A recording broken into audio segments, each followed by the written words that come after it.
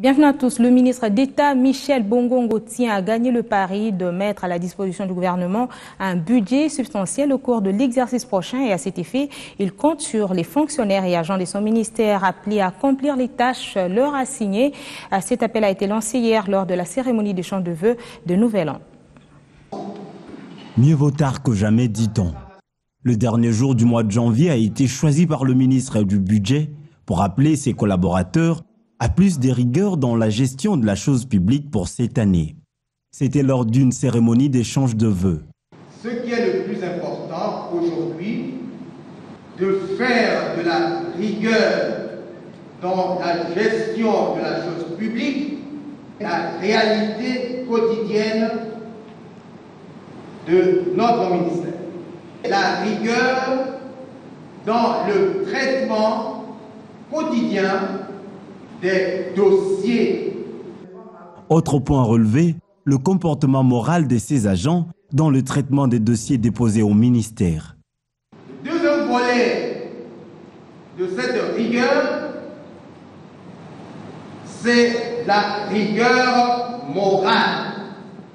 Nous devons donc faire un effort à faire preuve d'un comportement moral dans les rapports que nous créons entre nous, le ministère du Budget, et les bénéficiaires.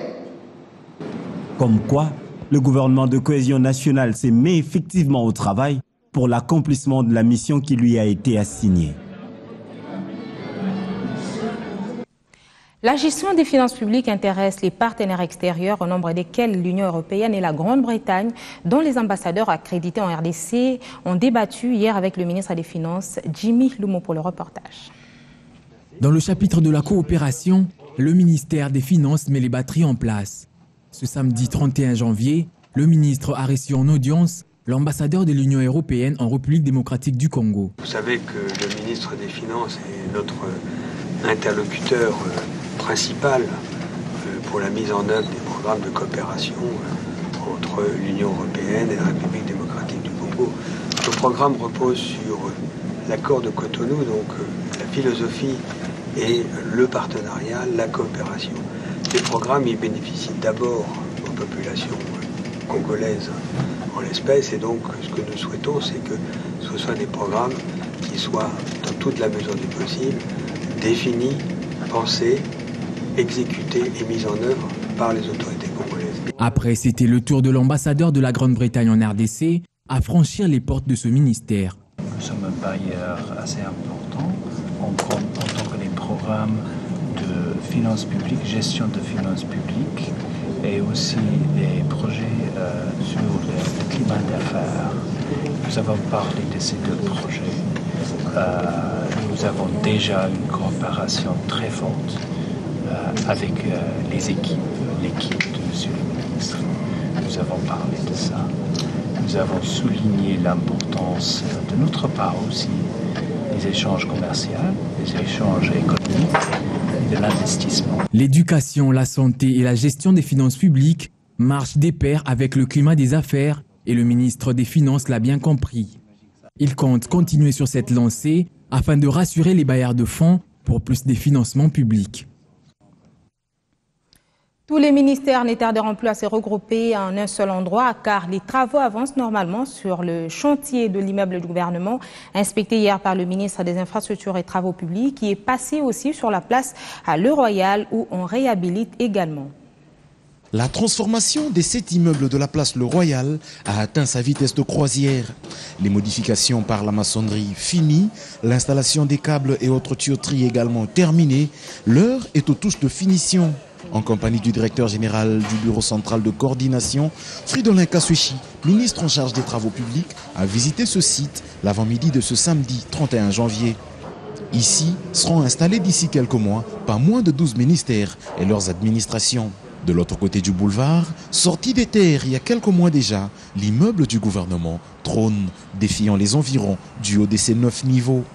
À l'intérieur, le ministre et sa suite se rendent compte de l'évolution.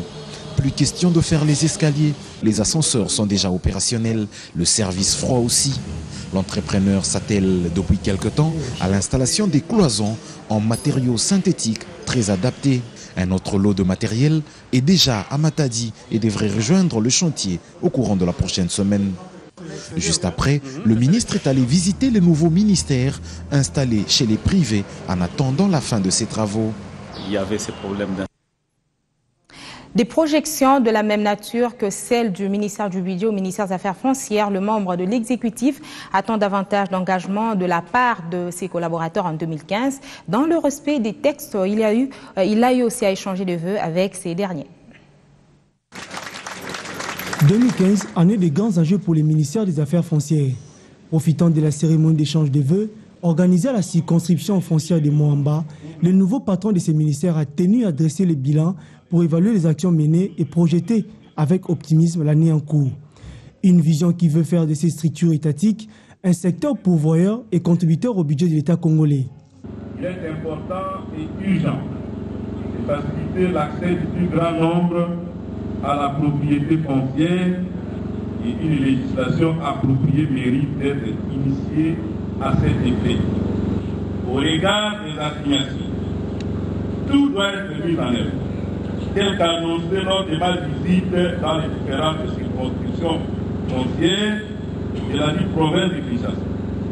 Tout doit être mis en œuvre, disais-je, pour corriger les tirs à tous les niveaux en vue de l'amélioration de nos performances en matière de recettes. Dieudonné Bolengue-Tengue compte instaurer une gestion saine et transparente basée sur le contrôle périodique des agents et cadres en vue d'atteindre les objectifs lui assignés par le gouvernement de cohésion nationale. Des services du ministère de l'Agriculture, Pêche et Élevage, en l'occurrence le laboratoire vétérinaire, le SENASEM et les centres de vulgarisation, ont fourni hier des explications sur leur fonctionnement au ministre Isidore Kabouémoué, descendu sur place.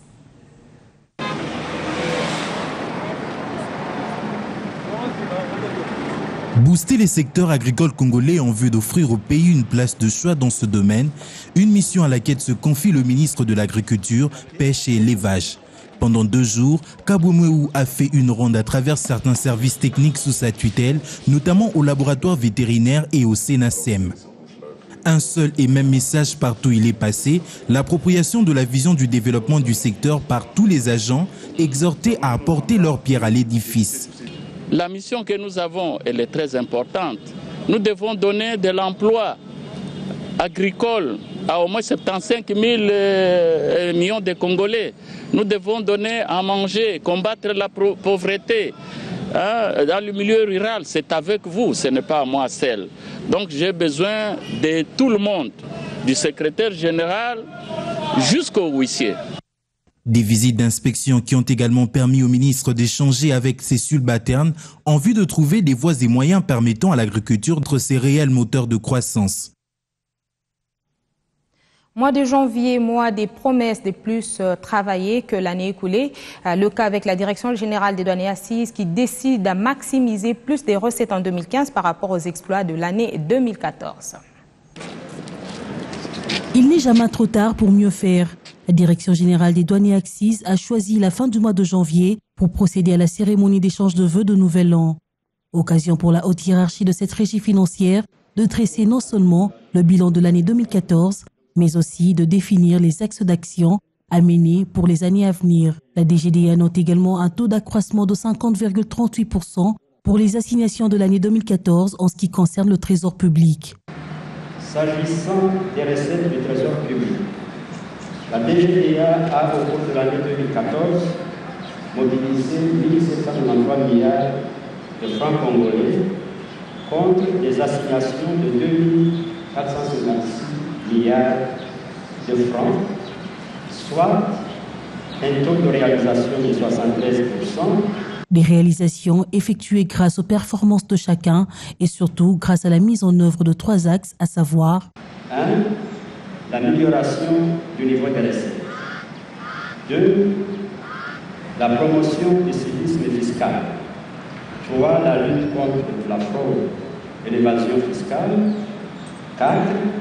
Le renforcement des capacités du personnel. Cette cérémonie d'échange de vœux intervient 3 jours après la tenue à Kinshasa de la 9e session des directeurs centraux et provinciaux de la DGDA.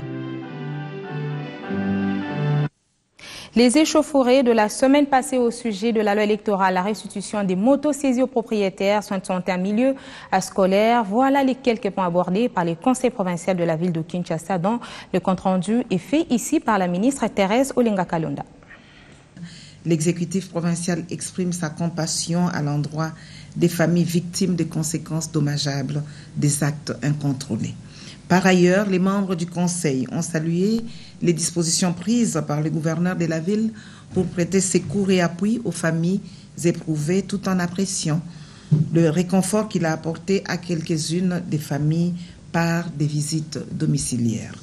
En outre, le Conseil remercie vivement la population quinoise d'avoir répondu spontanément à l'appel de l'autorité urbaine, invitant toute la communauté à la reprise des activités. Dans le domaine des transports, les conseils informent le public en général et les opérateurs des transports concernés en particulier de la poursuite de l'opération de remise contre paiement des motos saisies et placées dans les fourrières. Aussi convient-il de noter que pour les bus appelés communément 207 placés au niveau de l'échangeur délimité, l'opération similaire sera lancée incessamment. Les concernés sont donc invités à se faire identifier auprès des services du ministère des Transports. Le Conseil a examiné les axes et contours de la mise en œuvre du projet carnet de santé dans les établissements scolaires de la ville de Kinshasa. À ce sujet, et prenant en compte la politique d'allègement des frais à charge des parents et considérant la complexité de sa mise en œuvre en toute équité à court terme, le Conseil a décidé d'une part de son retrait de la nomenclature des frais scolaires exigée par l'arrêté numéro 187 du 16 septembre 2014 portant fixation des frais scolaires des établissements publics d'enseignement maternel, primaire, secondaire et professionnel de la ville de Kinshasa pour l'année scolaire 2014-2015 de l'autorité urbaine et d'autre part du remboursement des frais ainsi perçus aux parents. En perspective de la rencontre sportive qui opposera ce samedi 31 janvier 2015 les léopards de la République démocratique du Congo aux diables rouges de la République sœur du Congo, les conseils en appellent à l'apaisement et au fair play qu'impose cette discipline sportive. Bien entendu, toutes les chances des victoires restent intactes du côté de nos vaillants léopards à qui nous souhaitons bon vent. Le souhait le plus ardent du conseil provincial de la ville-province de Kinshasa qui a donc porté ses fruits hier. Nous allons parler dans la page sportive avec Jean-Louis Kaninda. L'armée de la République démocratique du Congo est appelée à faire le nécessaire pour traquer les rebelles de FDLR. Cette charge a été rappelée au FRDC à travers le représentant du pays au sommet de l'Union africaine clôturé hier à Addis Abeba. Les pays membres réitèrent leur engagement de l'accord cadre et soutiennent la neutralisation de forces négatives. Direction Kasaï occidental où Alex Kandemou Pompa, gouverneur de la province, a effectué une visite d'inspection sur les chantiers de la route Kananga-Kalambambou-Jimaï destinée à relier les deux Kasaï à l'Angola. Les travaux avancent à un rythme satisfaisant.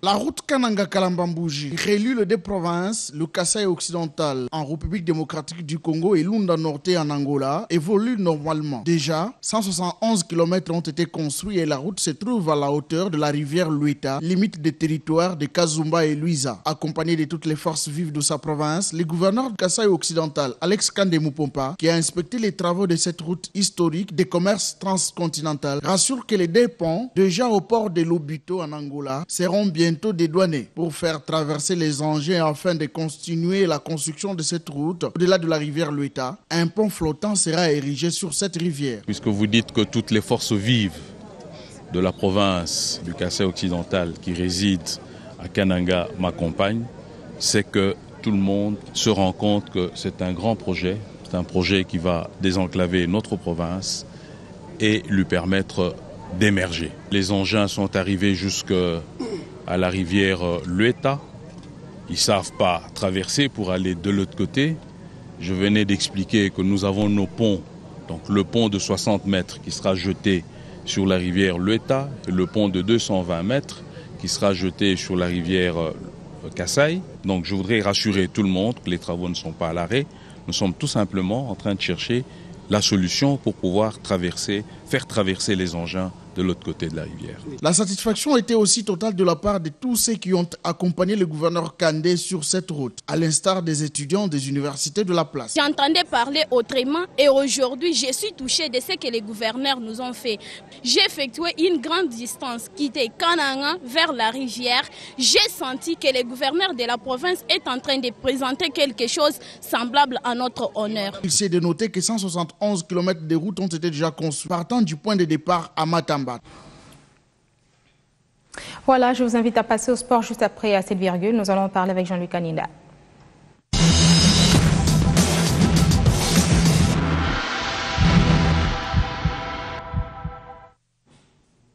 Jean-Luc Kaninda, bonjour. Bonjour bébé Chouboua. Alors je dois dire qu'à Kinshasa, à Kananga et comme partout ailleurs à travers le pays, l'allégresse était totale hier après la qualification des Léopards en demi-finale de la 30e édition de la Coupe d'Afrique des Nations Guinée équatoriale à 2015. Revivons d'abord l'ambiance qui a donc gagné hier la capitale. Difficile. Et là il est parti, voilà. Bokani qui réduit la marque.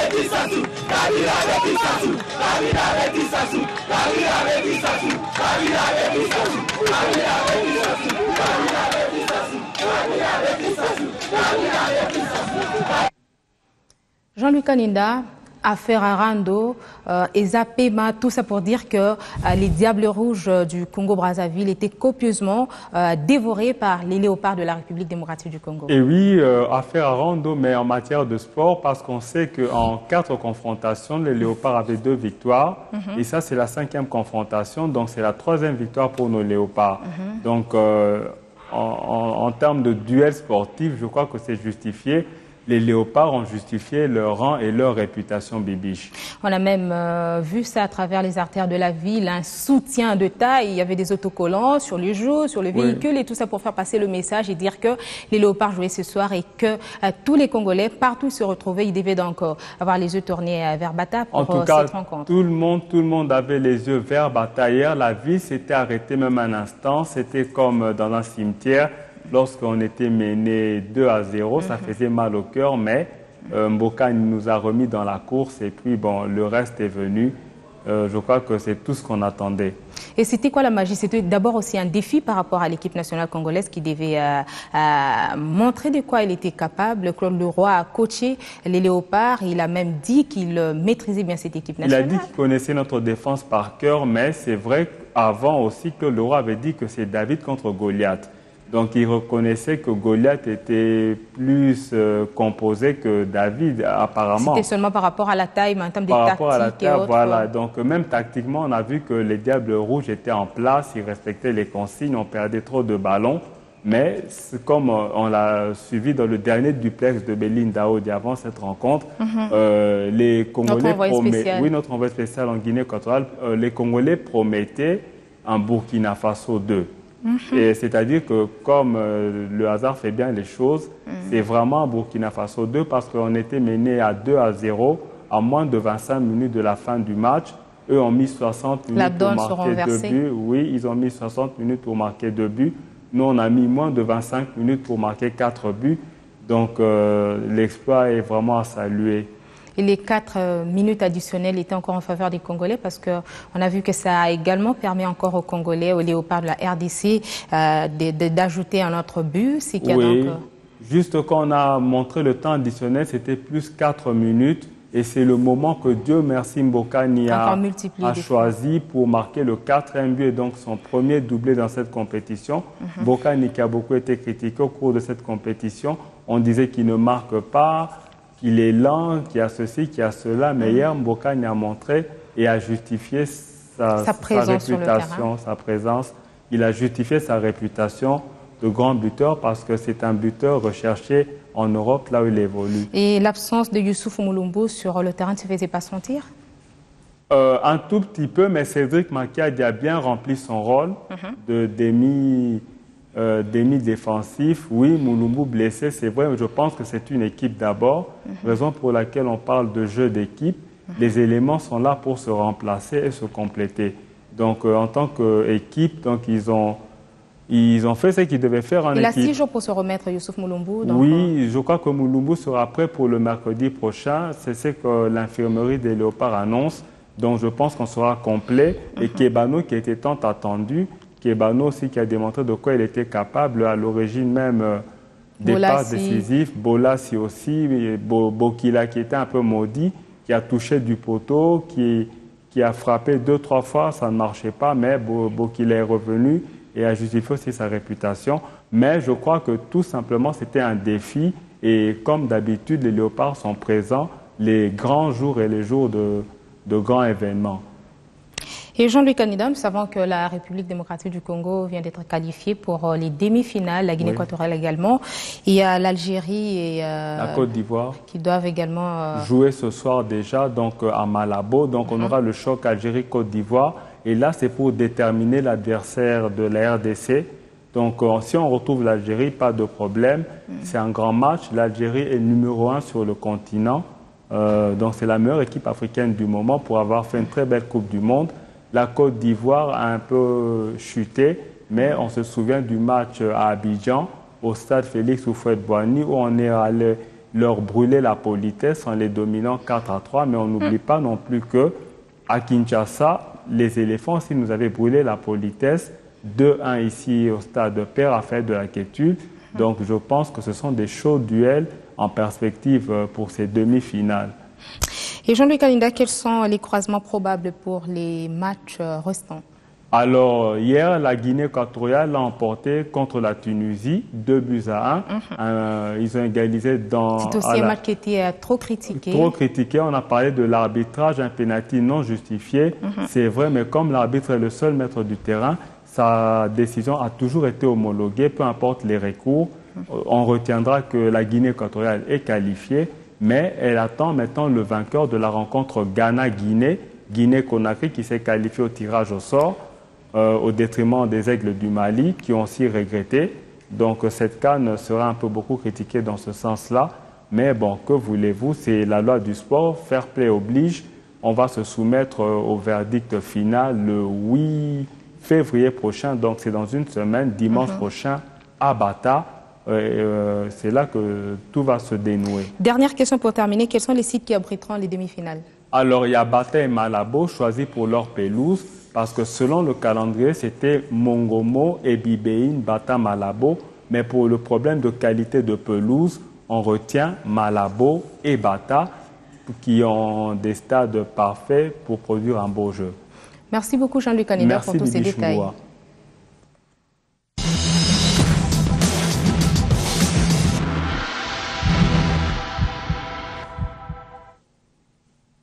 Parlons culture pour terminer. Portraits et divers tableaux d'artistes congolais font actuellement l'objet d'une exposition au jardin du complexe commercial GB, un rendez-vous culturel qui en vaut un détour.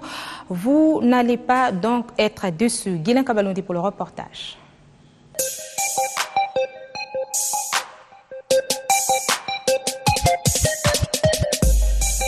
Des toiles exposées en plein jardin du complexe GB dans la commune d'Engaliema. C'est une soixantaine des représentations diversement imagées qui s'imposent dans ces cadres à ciel ouvert. Un choix du site pas du tout fortuit. Les sites de GB est l'expression de ce qu'il y a comme influence. Nous avons un restaurant ici de la famille Bemba. Nous avons Shoprite, pour ne pas les citer. Ce sont des établissements qui drainent un grand monde.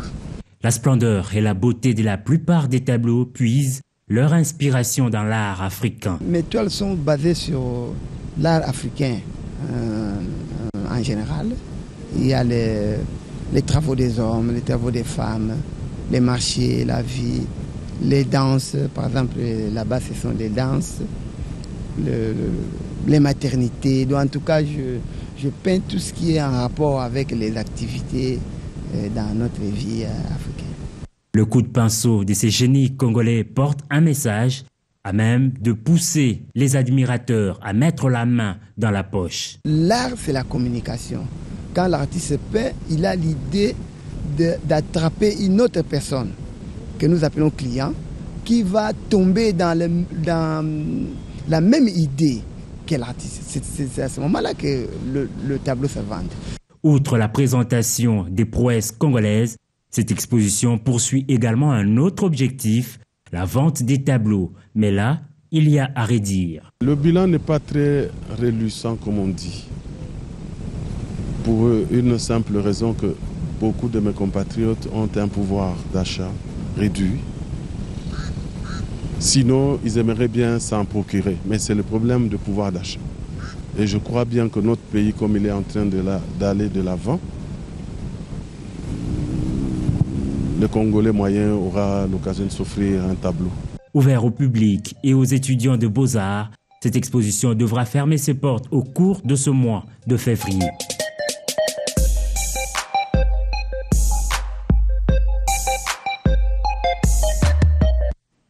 Bouclons cette édition du journal en souhaitant une très bonne chance pour la suite de la compétition Léopard de la République démocratique du Congo. Après avoir copieusement dévoré les Diables Rouges du Congo-Brazzaville, score 4 buts à 2.